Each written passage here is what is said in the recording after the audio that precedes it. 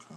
If you go to Project and go to Project Settings and then go to General, down here it says Capture, and right now capture format is set to Matrox M2V.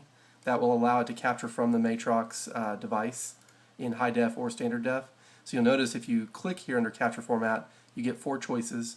You get DV, HDV, which is the standard FireWire capture, and then you have Matrox M2V and Matrox AVI, which are the two that support the Matrox box directly. I recommend just using Matrox M2V because that's going to be more of a standard file format. It's just regular MPEG-2 transport stream. When you select that and hit configure, because this is the Matrox device, it's actually bringing up the hardware settings panel for the Matrox MX02. So you can leave the input format set to NTSC.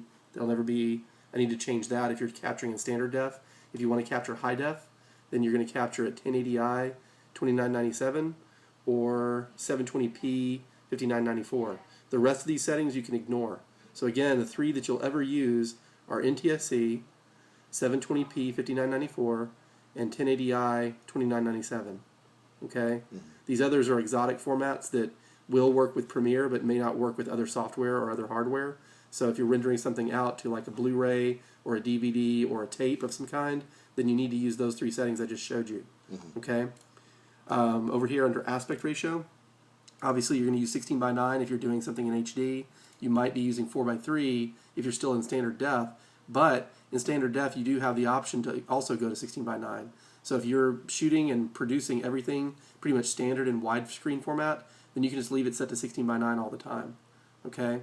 And then the important part here is the input source. You can select either component, composite, or S-video, and that relates to the 3 input modes that I was showing you on the hardware device with those connections. Mm-hmm. And the connection type that you're plugging in has to match the connection type that you're setting here. Otherwise, you may get a black and white image, you may get no image, or you may get a distorted image. Okay? So you're only going to get it in color and stable if you actually choose the right mode here to match what you've actually plugged in. Okay?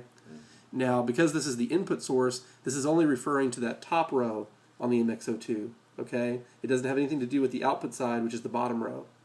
Okay? I'm going to leave it set for component for now, but remember you can get here, and I'll open the panel again.